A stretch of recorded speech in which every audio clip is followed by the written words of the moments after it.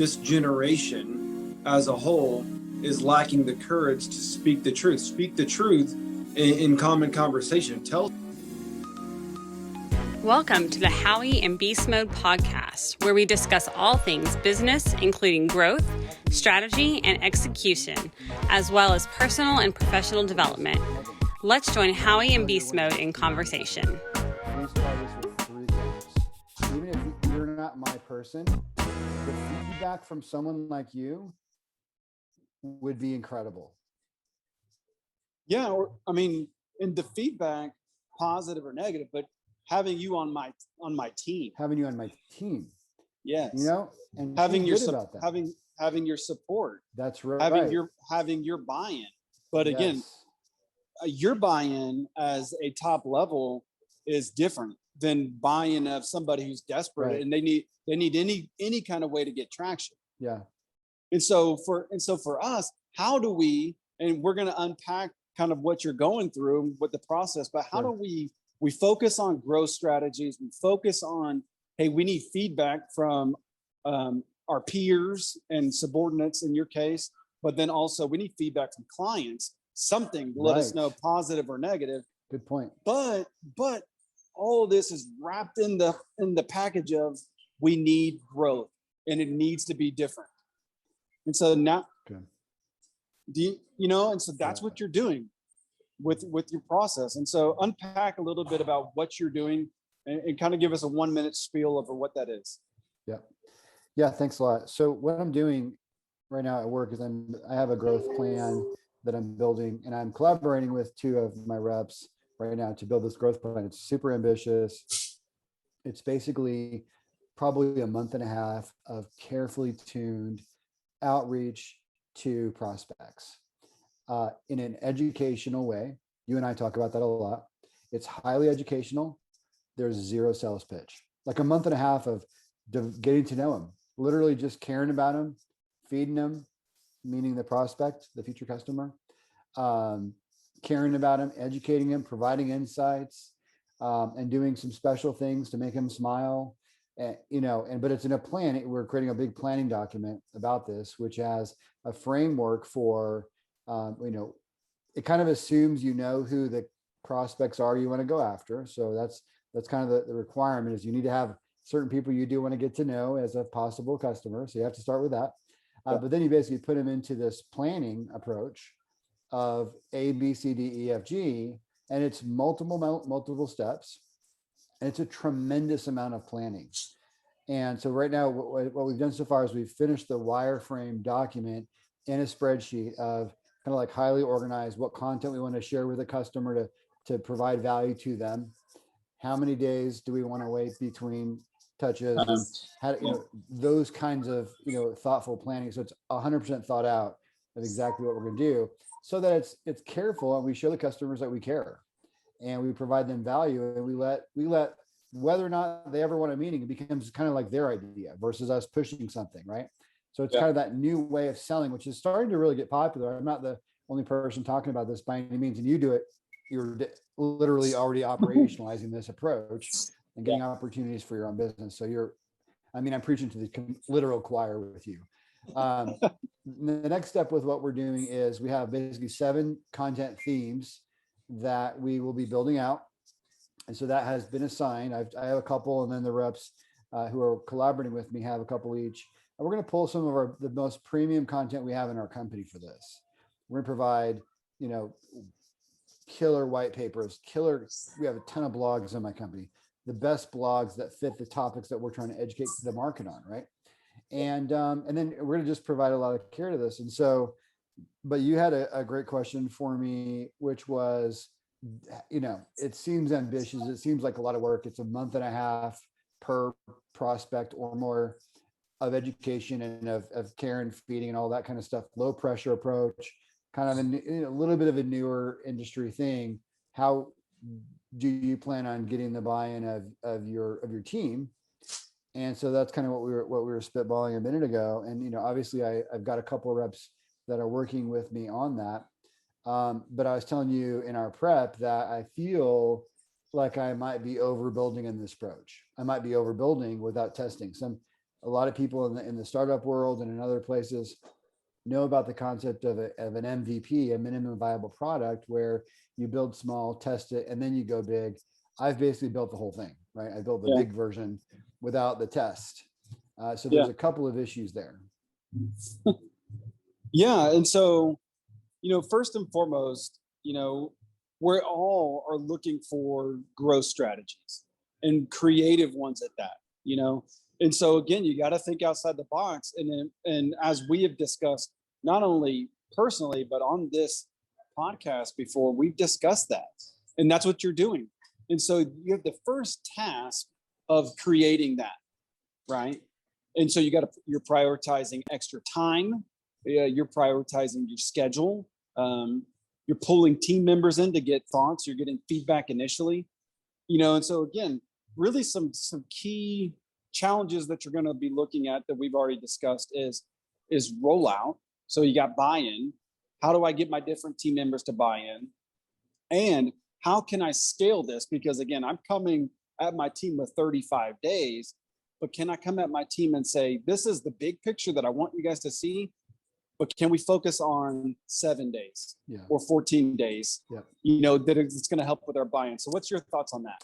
I really appreciate that a lot, because I have some very serious, unbelievable, best-in-class people on my team. And so on the one hand, that inspires me to want to enable them with cool stuff like this, right? But on the other hand, it's cool and it's also pretty involved.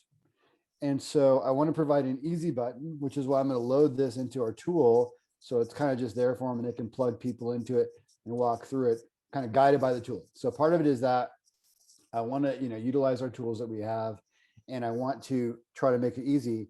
But I do want buy-in. I do want to provide that feedback loop. I think your idea of maybe a 14-day, like I would like everybody on the team, just choose 5 prospects, just 5, just choose 3 if you want, but maybe like 2 people per company. So we know we're covering our bases with the right, couple people. But maybe it's just those 6 people. And like you said, run them through the first, couple, 2 or 3 stages of it, like 14 days kind of situation, and see how that feels. And then let's circle back. So I like that a lot, allowing them to test it out.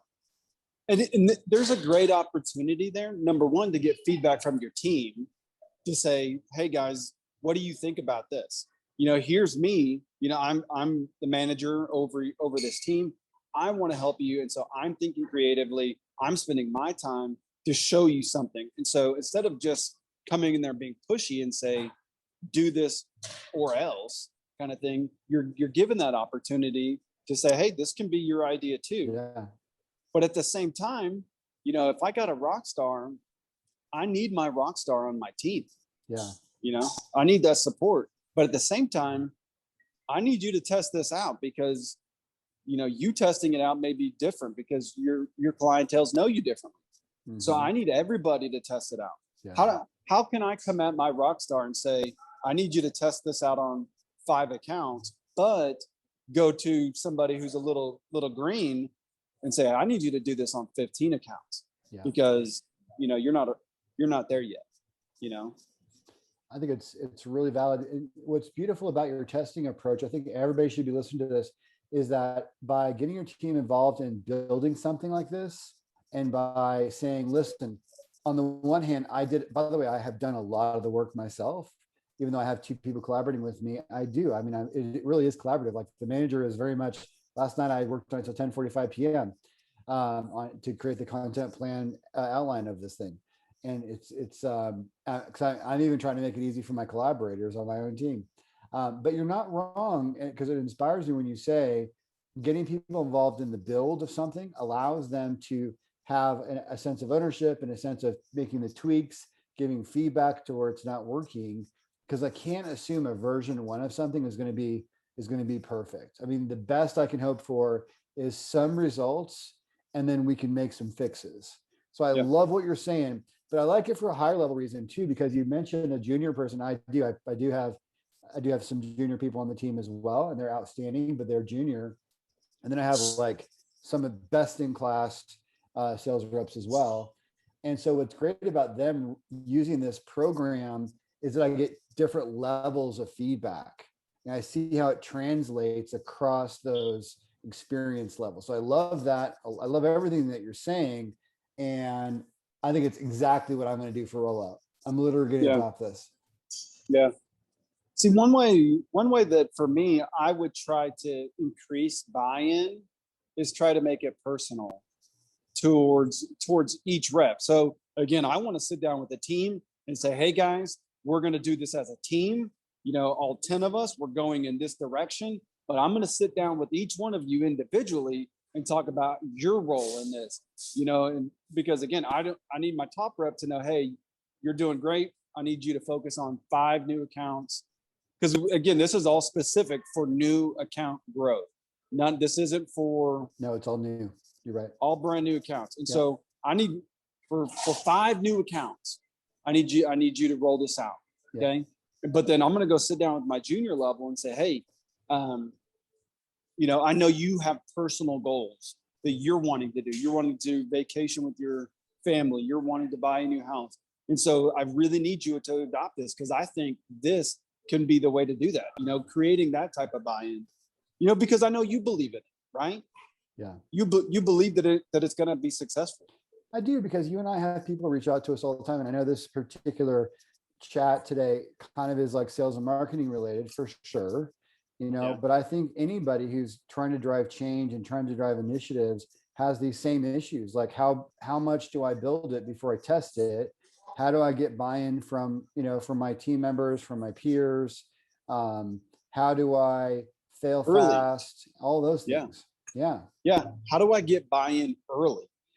You know, because if it's working over time, people are going to buy in, but I don't want to wait 30, 60, 90 days before I start getting trickles, before I start getting everybody to buy in. So I need buy-in early, right?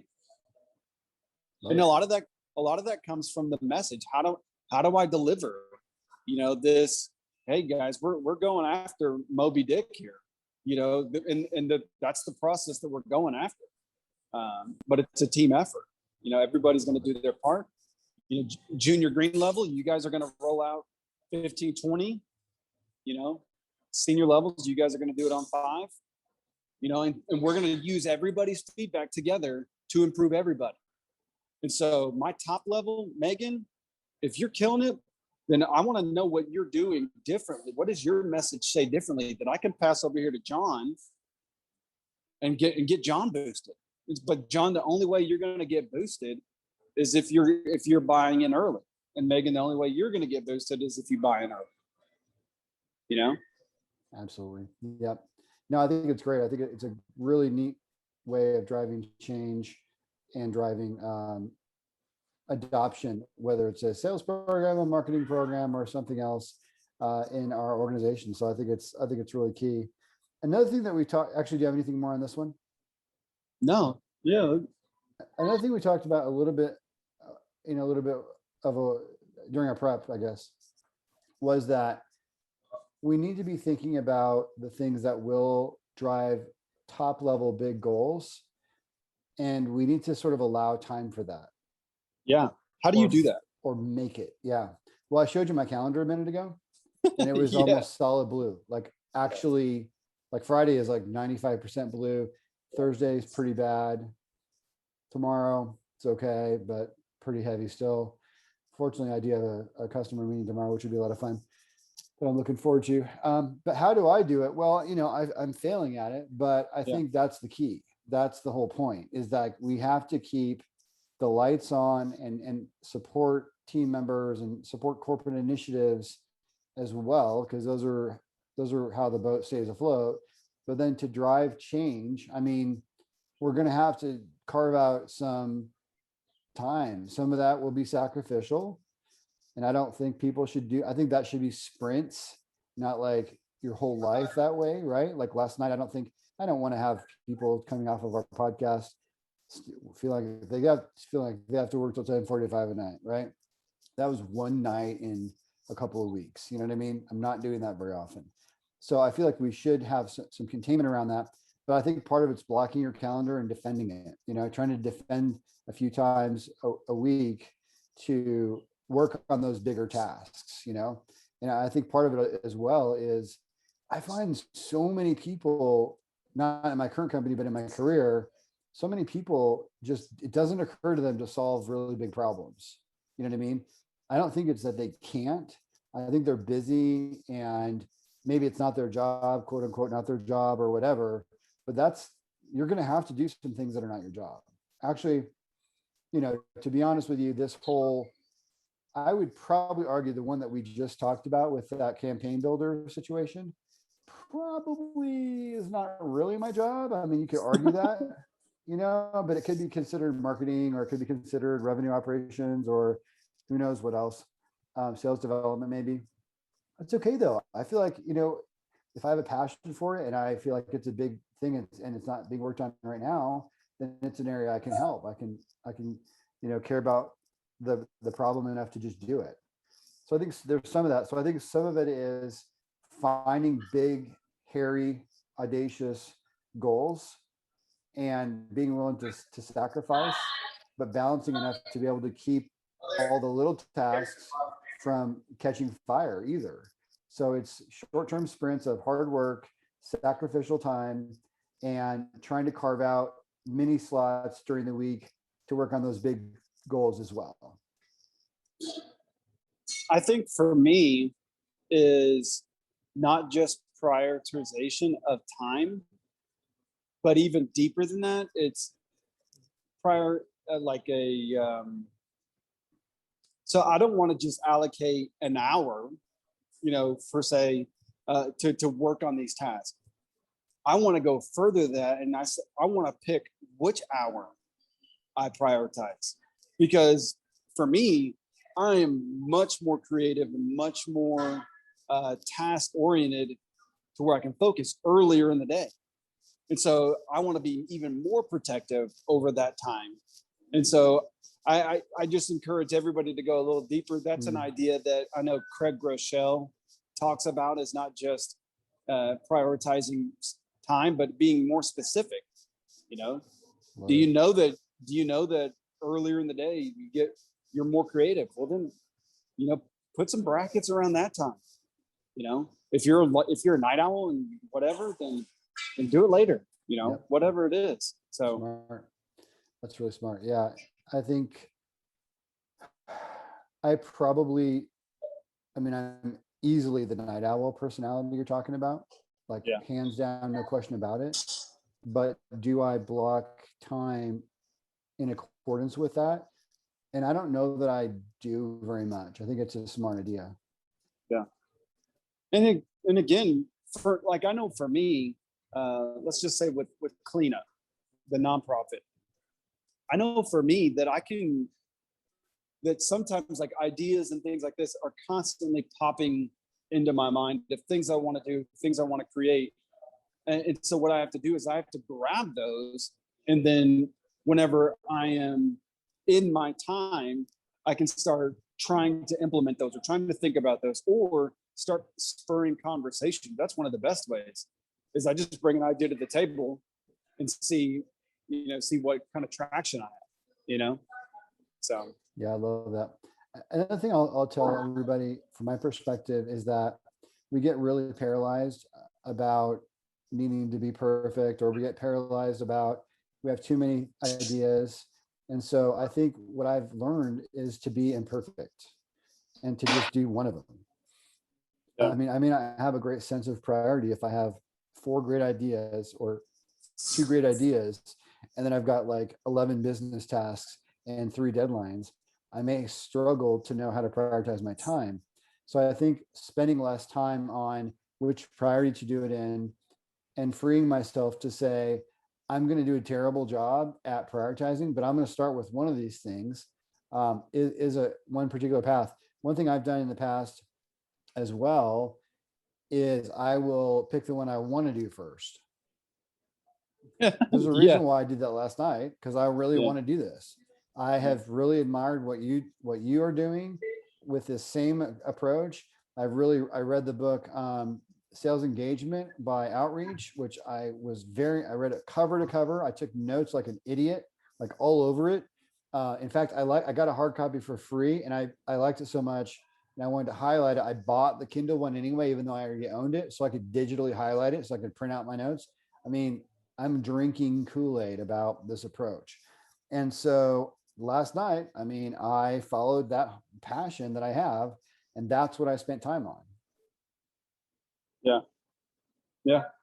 So you're not going to have the perfect priorities. The hustle is really the thing. And I have found, I can't remember. So here's a really funny revelation for my career. I have built a lot of things, and I've never found that I wasted time on anything I ever did. And I mean, I've tried to think about it.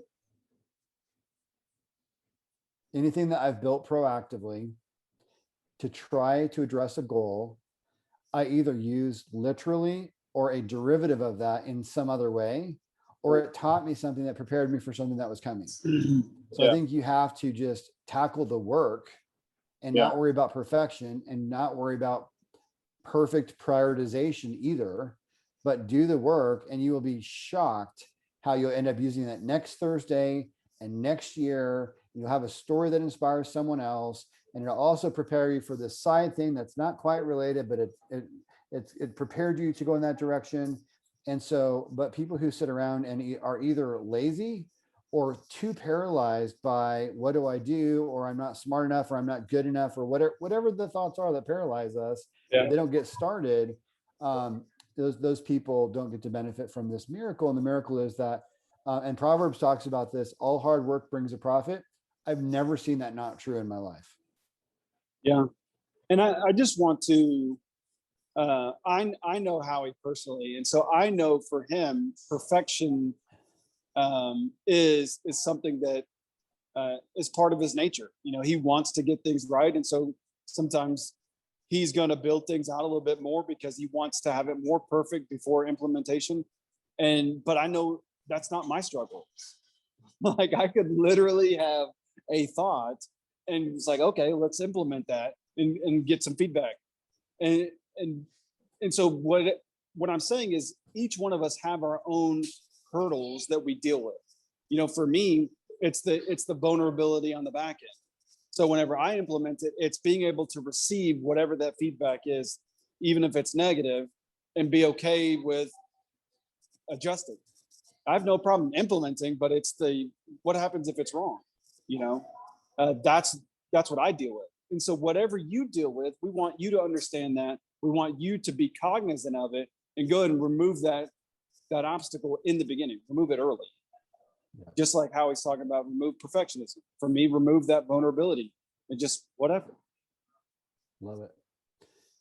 Yeah. And the benefit of it is that, you know, when we go and we get to work on these big, ambitious tasks and we see, wow, we're capable of doing that thing. And, you know, or, you know, we feel at least, you know, we feel that sense of dopamine from accomplishment. You know, we get those good feelings and it reinforces the motion of doing something and of accomplishing something. So it's kind of a self-fulfilling virtuous cycle in a way.